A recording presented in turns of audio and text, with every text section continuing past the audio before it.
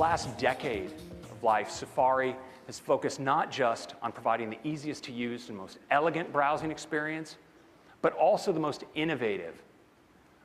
These are the kinds of innovations that Safari has brought: private browsing, blocking of third-party cookies for privacy, making the web easier to read with features like Reading List, and the HTML5 audio and video tag, all Safari firsts.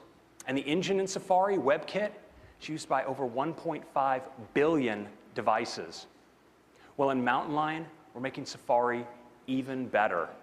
We have a great, clean new homepage with top sites.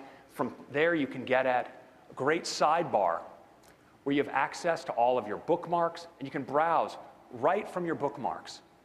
And in that sidebar, we also have Reading List, where now you can continuously scroll through your articles, moving from article to article without ever having to click. And a great new feature called Shared Links, where you see all of the links shared by people you're following on Twitter and LinkedIn. You can browse them right here.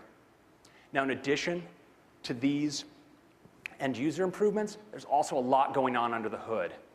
Big improvements to JavaScript, a full process per tab architecture, and memory efficiency improvements with shared memory resource cache, and a whole bunch of big power savings as well. Safari uses way less energy than Chrome, and when you compare to Firefox, it's just kind of sad. So that's Safari. I'd love to give you a demo of some of our advanced technologies in Safari right now.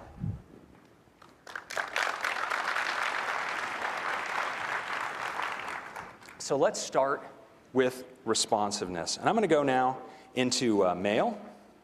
And so here we have a mailbox with about 100,000 messages in your inbox. And I just want to show you how you scroll now with that accelerated scrolling.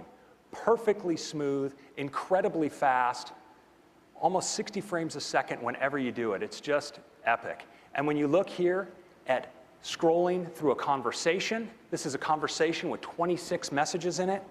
Again, just super glassy smooth, super fast. It's really, really nice. Let's take a look at that in Safari. In Safari, we've improved scrolling for more popular websites and actually optimized heavily for Retina displays. So now it's just super fast, super smooth. Now let's take a look at power. Yeah, there's a fan of smooth scrolling right there in the front. I'm a fan of smooth scrolling as well. So let's take a look at power usage. I have a power meter up here that's showing CPU activity in Safari. And you notice right now it's quite low because we're not doing anything. But let's go into a website that's going to use a lot of power. And you notice the power meter shoot right up because we're doing a lot of animation here, using a lot of CPU, and that's okay. That's what the CPU's for. It's doing something cool for me right here. But very often you'll have something like this happening in an ad off in the corner. You've covered this window up, and yet it's still draining your battery life. You don't even realize it.